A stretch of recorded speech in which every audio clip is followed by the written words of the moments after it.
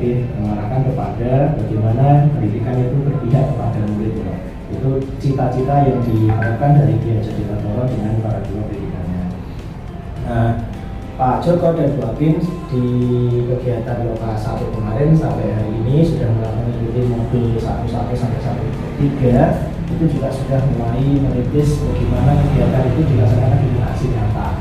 Nah, kenapa harus ada aksi nyata atau dalam hal ini prakarsa perubahan itu harus dilaksanakan karena agar sesuai dengan visi yang di SMK 1 ini sudah sesuai dengan apa yang dijalankan di kegiatan aksi nyatanya itu. Apakah sudah sesuai atau ada hal yang harus diperbaiki atau ditambahi. Secara sekilas tadi saya sudah membaca visi dan misi serta indikatornya banyak sekali dan saya yakin ini sudah sangat bagus. Tapi nanti monggo penjenengan sekalian yang sebagai stakeholder di sekolah ini mensepakati bersama apakah visi dan prakarsa perubahan yang ada di SMK 1 Cruwak ini yang sudah dalam bentuk dengan kata mantap ini sudah sesuai atau ada penambahan atau ada pengurangan, monggo nanti disepakati. Tugas saya bilang nama saya Panji Subrata, Bapak Ibu yang perlu ngomong. Saya sebagai pengajar praktek di kegiatan hari ini, saya hanya sebagai fasilitator. Jadi saya tidak berhak untuk memberikan kontribusi yang mendalam. Saya hanya memfasilitasi. Nanti usulan-usulan dari penjenengan student selaku stakeholder di sekolah ini. Saya kira itu kita bisa memulainya dan mohon izin karena saya akan memimpin sebentar untuk kemudian nanti untuk forum diskusinya bisa penjenengan sampaikan atau sebelum penjenengan Pensani visi SMK 1 Cruwak tadi di Google Doc di ya itu. Nah, kita akan referensi sebentar. Penjenengan yang termasuk Pak Joko dan Bu Apin nanti yang akan menjawab model pola pertanyaan seperti ini. Nah, saya yang hanya sebagai penonton saja. Kita mulai dengan refleksi visi sekolah. Sebelum penjenengan saya tampilkan visi sekolahnya atau mungkin sudah hafal, tapi kita coba mengulas refleksi dulu tentang visi sekolah yang ada. Kita pertama, mungkin nanti boleh dijawab satu persatu atau boleh tolak kita memimpikan murid-murid yang seperti apa?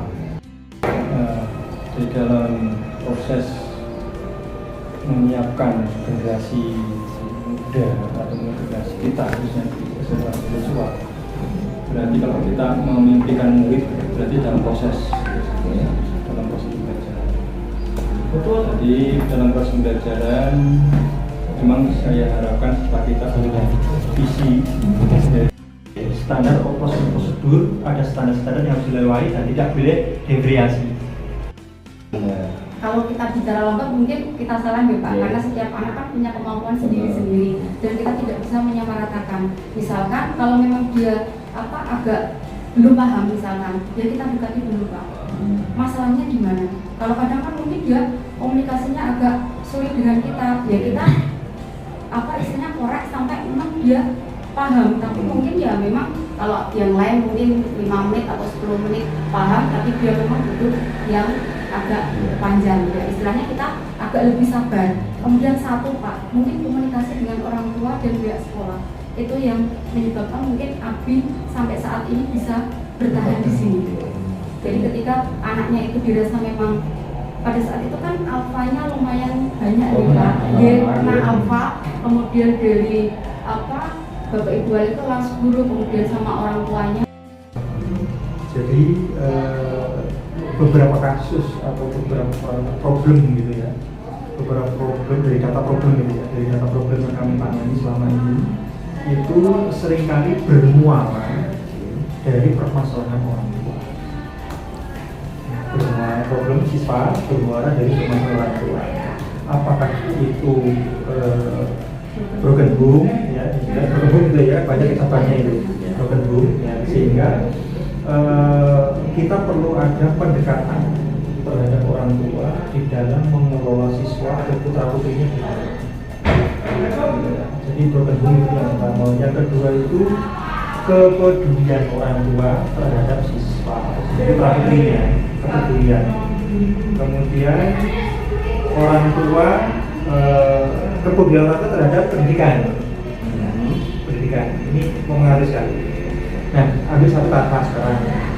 Problem yang pertama yang kita bahas adalah yang broken home. Jadi yang saya amati berdasarkan laporan dari BK dan wali murid selama ini ke saya, kasus yang muncul dan sudah saya selesaikan itu mayoritas adalah broken home.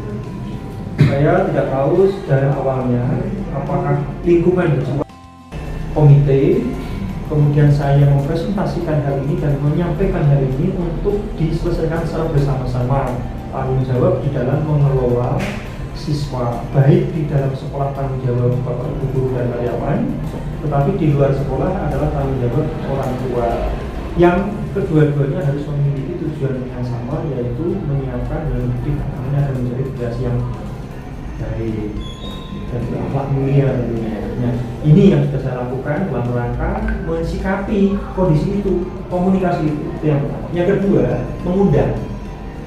mengundang orang tua. Ini yang pertama yang tadi melalui rapat komite. Yang kedua, mengundang orang tua siswa yang bermasalah atau siswa yang memiliki kendala di sistem belajar kita, maka kita undang, kita ajak diskusi mereka, kita ajak bicara hati ke hati sehingga ada titik temu solusi apa yang harus disampaikan kepada putra putrinya agar harapan kita sebagai orang tua, baik orang tua sebagai guru maupun orang tua kandung ini bisa terwujud. Kemudian ketiga, melakukan komunikasi langsung kepada orang tua kandung meskipun dia ada di luar negeri. Nah, telepon ini kan sudah dilakukan ini. Jadi sampai saya japri dengan orang tua itu penguatan terhadap siswa di setiap proses pembelajaran maupun pemabulan.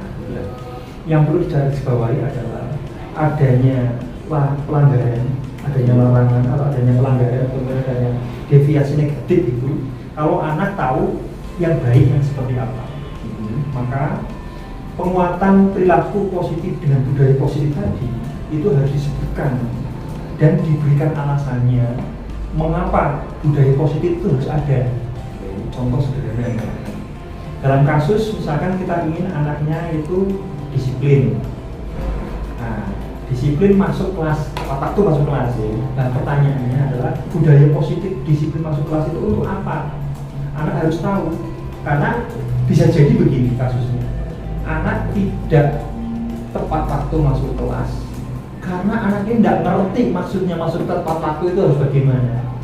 Atau yang lebih mudah yang mungkin sering ditemui ini, anak tidak memakai belpak bis kita jalan karena aturannya adalah yang disepakati adalah pakai belpak. Anak tidak pakai belpak. Anak seringkali tidak pakai belpak karena anak tidak tahu fungsinya belpak. Nah, artinya apa? Budaya positif tadi harus diberikan pada siswa, baik itu di pendahuluan awal pembelajaran maupun pada saat pembelajaran. Anak dikatakan deviasi atau menyimpang itu kalau sudah tahu yang benar. Jadi deviasi itu kan simpangan. Kenapa ada simpangan? Karena ada yang lurus. Nah, gitu.